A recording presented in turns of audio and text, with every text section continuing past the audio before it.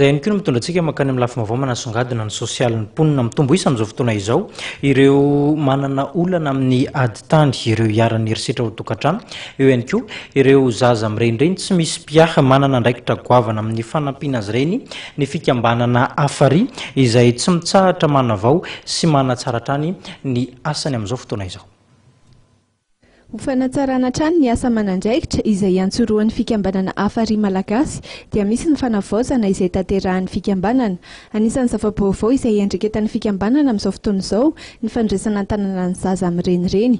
Ankoatr'ireo dia isan'ny andraikitry ny fikambanana ihany koa ny mahakasika ny fandraisana ny fitarainan'ny mponina marefo amin'ny ady tany ary koa ny herisetra ao an-tokatrano.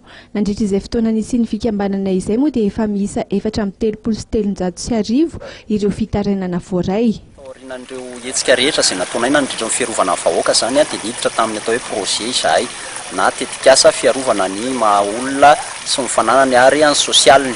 Ny zava-dehibe indrindra dia ny fandraisana andraikitra eo amin'ny fiarahamonina sy ny fiarovana an'ireo vahoaka.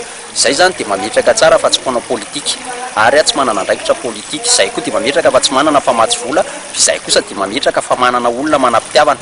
Anaporofonay an'izany ireo olona feno trano sy ireo olona nanampianay.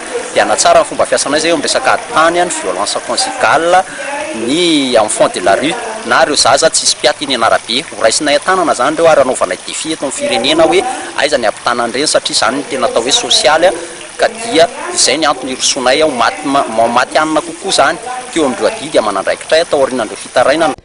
Misy fanaraha-maso avokoa ny antota taratasy izay voarain'ny fikambanana. Anisan'ny tanjon'ny fikambanana moa ny fanajana ny lalàna manan-kery eto amin'ny tany sy ny fanjakana ary miezaka hatrany ny fikambanana mba hiaro ny zo maha-olona sy ny zon'olombelona.